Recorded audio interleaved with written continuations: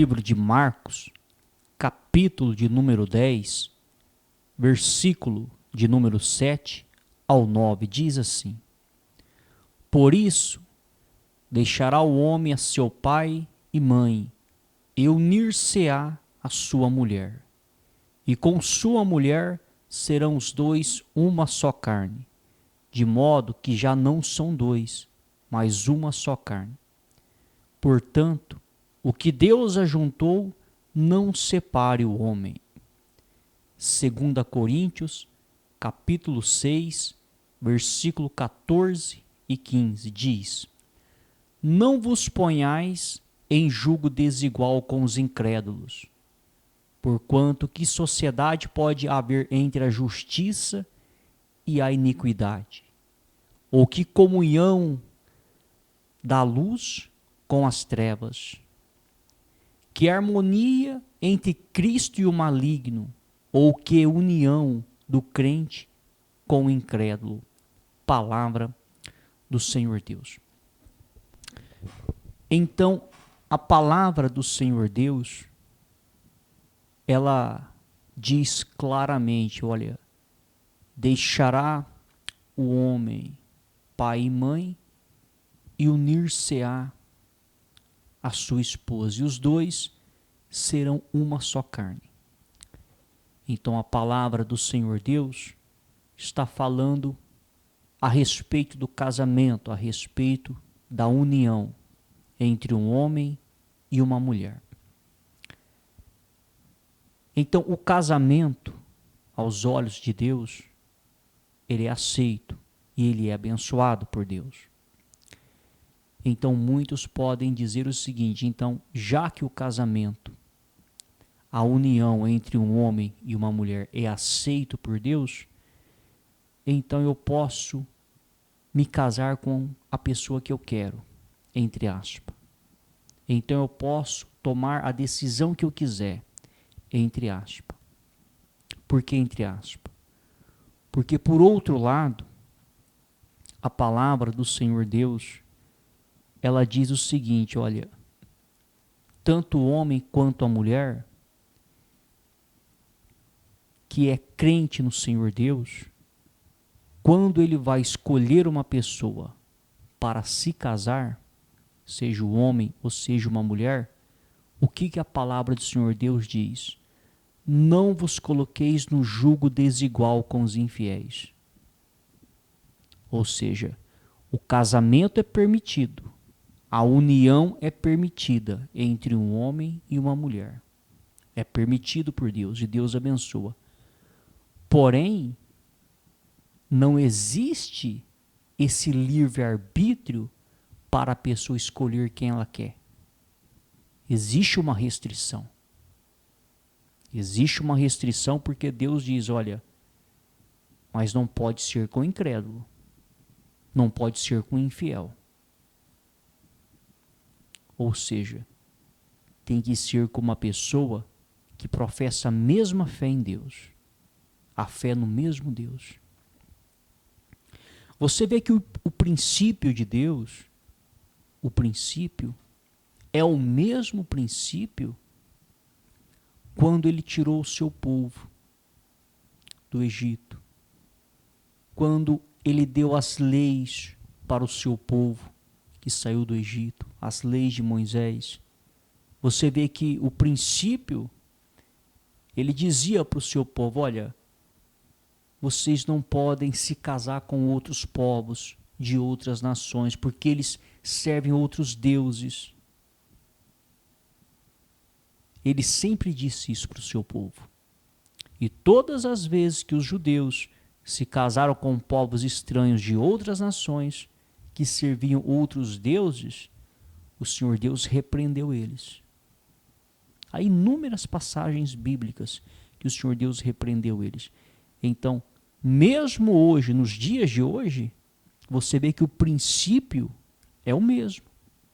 O princípio é o mesmo, ou seja, de uma certa forma, de uma certa maneira, tanto o homem quanto a mulher têm essa liberdade para se unir. E o Senhor Deus abençoa. Porém, se o homem é crente no Deus de Abraão, Isaque e Jacó, ele não pode se unir com uma mulher que não é crente nele, que não crê nesse Deus. Ou vice-versa, se a mulher é crente no Deus de Abraão, Isaque e Jacó, ela não pode se unir com um homem que não é crente nesse mesmo Deus, que não crê nesse mesmo Deus, que não professa uma fé nesse mesmo Deus. Não pode. É contra a lei do Senhor Deus. Agora, essa história, não, mas olha,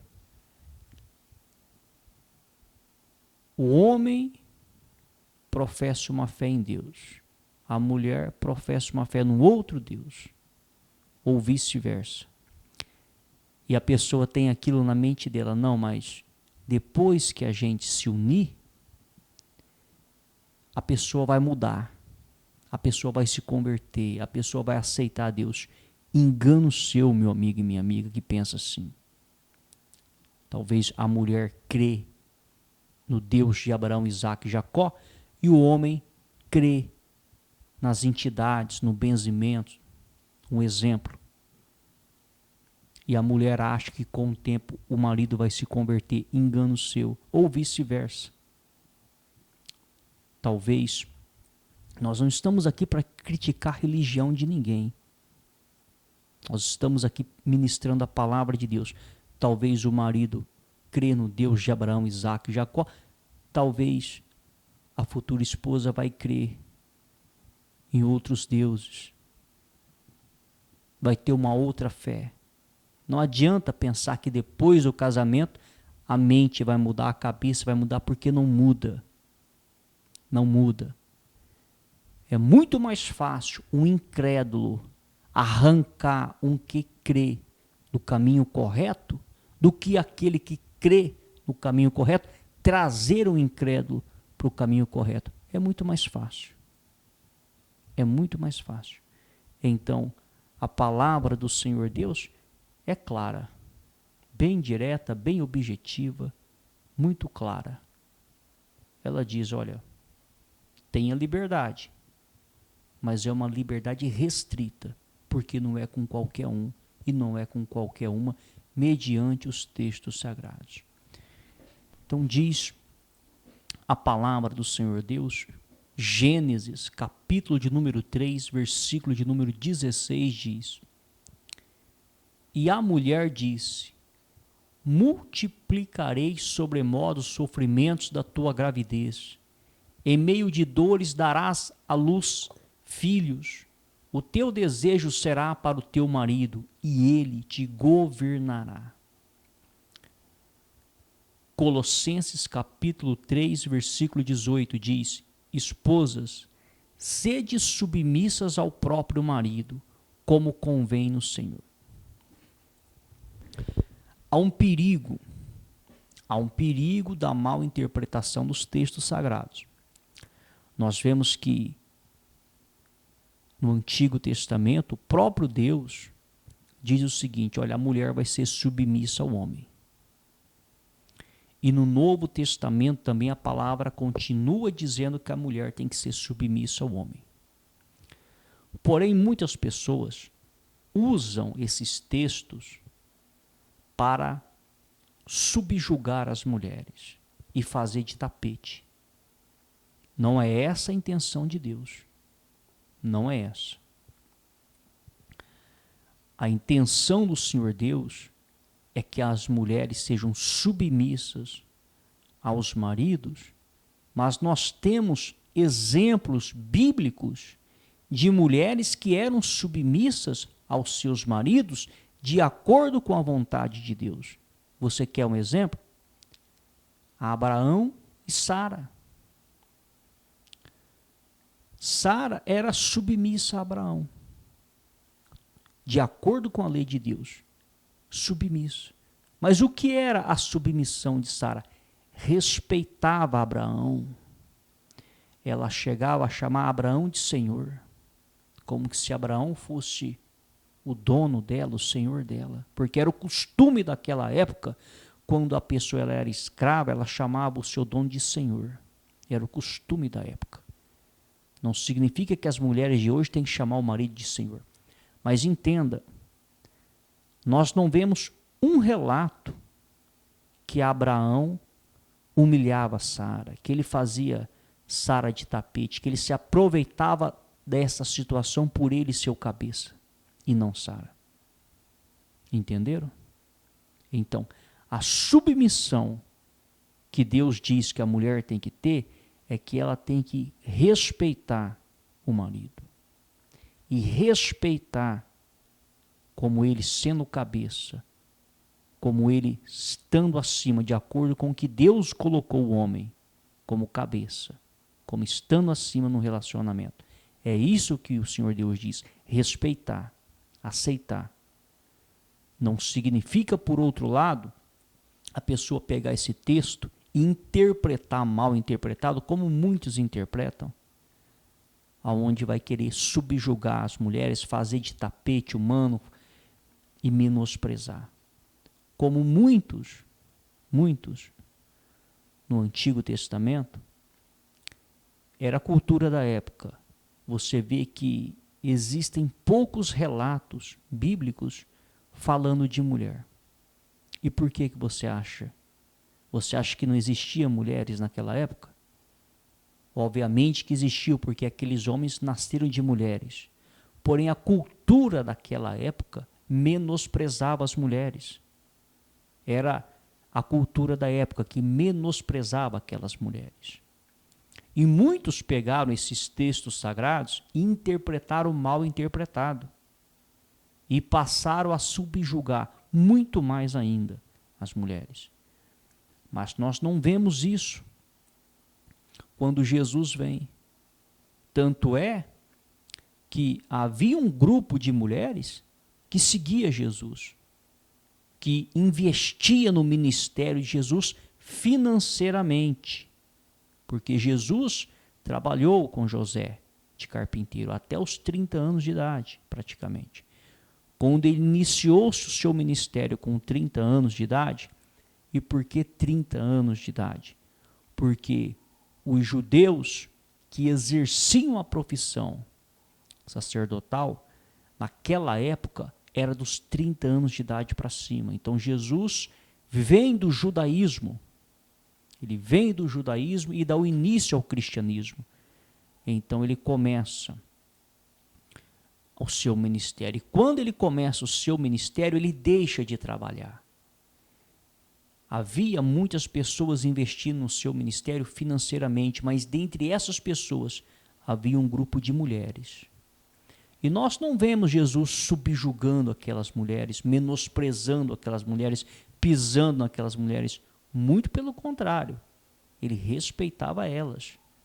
Tanto é que depois que ele ressuscitou, a primeira pessoa que viu ele, que ele falou com essa primeira pessoa, não foi com Pedro, não foi com Tiago, não foi com João, foi com Maria Madalena, uma mulher. Então entendo, o próprio Deus esteve nessa terra em forma de filho e ele não subjugou, ele não menosprezou, ele não pisou. Agora, só uma reflexão. Jesus, quando ressuscita, você vê que ele fala primeiro com Maria Madalena e não com os seus discípulos homens. Você vê que ele não fazia essa diferença, como os próprios judeus da época faziam. Menosprezava as mulheres. Então você vê que os textos sagrados, quando não são interpretados de uma forma correta, ao invés de ajudar a gente, eles acabam prejudicando a gente. É por isso que é muito importante as pessoas compreender os textos sagrados, mas não de acordo com a nossa visão, de acordo com a visão de Jesus Cristo, de acordo com a visão dele. Então diz a palavra do Senhor Deus. 1 Coríntios capítulo 7, versículo 27 ao 34 diz: estás casado? Não procures separar-te. Estás livre de mulher? Não procures casamento. Mas, se te casares, com isto não pecas, e também se a virgem se casar, por isso não peca. Ainda assim, tais pessoas sofrerão angústia na carne, e eu quisera poupar-vos. Um outro engano também é a pessoa achar o seguinte: poxa, então quer dizer que o homem de Deus, se ele escolher uma mulher que é de Deus, ou se a mulher que é de Deus escolher um homem que é de Deus, Deus vai abençoar e vão viver no paraíso aqui nessa terra. Engano seu. Engano seu. Olha o que a palavra diz. Ainda assim, tais pessoas sofrerão angústia na carne, e eu quisera poupar-vos. Jesus disse: neste mundo tereis aflições, mas tende bom ânimo, eu venci o mundo. Ele disse isso para crente, para pessoas que têm aliança com ele. Então não existe essa, mesmo Deus abençoando a união, isso não significa que a pessoa vai viver no paraíso aqui no casamento, não. Não é isso que a palavra de Deus garante, não. Então, talvez a pessoa ela é muito inocente e ela fica esperando viver um conto de fada aqui nessa terra. Ela fica dizendo: olha, eu vou viver um conto de fadas porque eu creio em Deus, eu escolhi uma pessoa que crê em Deus e Deus vai abençoar. Eu vou viver como nos filmes, naquela coisa toda. Mas se esquece, meu amigo e minha amiga, o que a palavra do Senhor Deus diz. É por isso que nós não temos que dar ouvido para A, para B, para C, para que as pessoas falam. Essas pessoas que ficam manipulando através de televisão, querendo dar receita, como que os casais devem viver dentro de casa, e isso e aquilo. A hora que você for investigar esses próprios casais que ficam dando receita, você vai ver que eles não vivem nada daquilo que eles ensinam. Então, a palavra de Deus é a única verdade que existe. E a palavra de Deus diz que mesmo se o homem e a mulher servir a Deus, estiverem ligados na mesma fé, mesmo assim, ainda assim, tais pessoas sofrerão angústia na carne, e eu quisera poupar-vos. Então, você acha que uma pessoa que levanta aí ensinamentos, seja homem, seja mulher, querendo ensinar outros casais a viverem bem, sabem mais do que o próprio Deus? Sabem mais do que o Criador, que já disse que mesmo se for dele vai sofrer angústia na carne? Então, meu amigo e minha amiga, se desperte. Fica gastando seu dinheiro e seu tempo com conselheiro de casais, com reuniões de casais. Não perca tempo com isso. Medite na palavra de Deus e busque o Espírito de Deus, porque é Ele quem convence o homem e a mulher do erro, dos pecados, da falha. E diz: isto, porém, vos digo, irmãos, o tempo se abrevia, e o que resta é que não só os casados sejam como se o não fossem. Olha, o que resta é que não só os casados sejam como se não fossem, mas também os que choram como se não chorassem, e os que se alegram como se não alegrassem, e os que compram como se nada possuíssem, e os que se utilizam do mundo como dele não usassem, porque a aparência deste mundo passa. O que realmente eu quero é que estejais livres de preocupações. Quem não é casado, cuida das coisas do Senhor, de como agradar ao Senhor. Mas o que se casou, cuida das coisas do mundo, de como agradar a esposa, e assim está dividido. Também a mulher, tanto a viúva como a virgem, cuida das coisas do Senhor, para ser santa, assim no corpo como no espírito. A que se casou, porém, se preocupa com as coisas do mundo, de como agradar ao marido.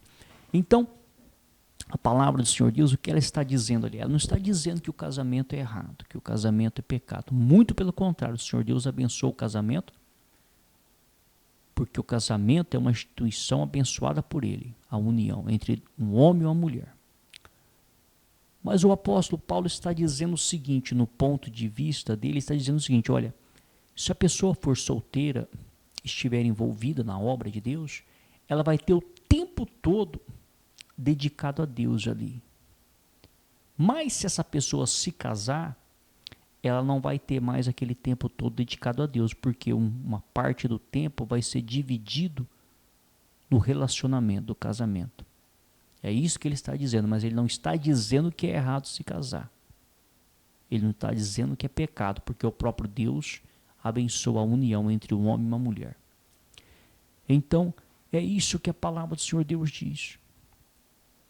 Ela diz que o casamento é abençoado por Deus.